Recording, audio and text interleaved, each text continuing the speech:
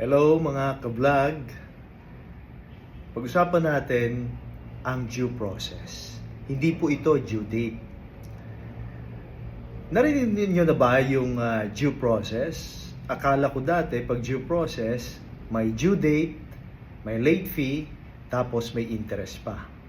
Ano ba talaga yan? Simple lang ha. Ang due process ay hindi basta-basta, may tanong muna, may paliwanag muna.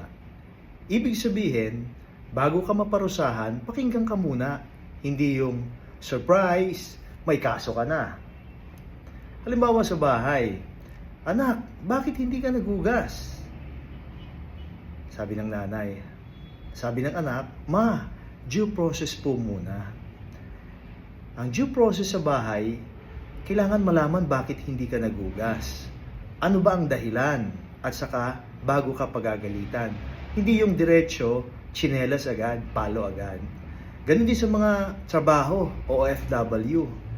Hindi pwedeng you're fired bigla. No? Kinakailangan may warning.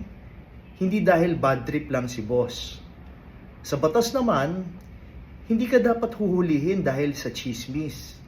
Hindi ka dapat ikukulong dahil viral ka. May karapatan kang magsalita. Kahit sino ka pa, may due process dapat. Bakit importante ito? Kasi kung wala ito, lahat tayo pwedeng maparusahan dahil lang sa hula. Parang game show.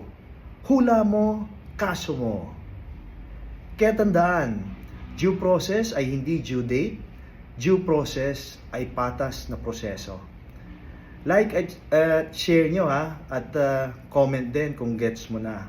Ako si Doc J, at tandaan, bago parusa, paliwanag muna. Maraming salamat.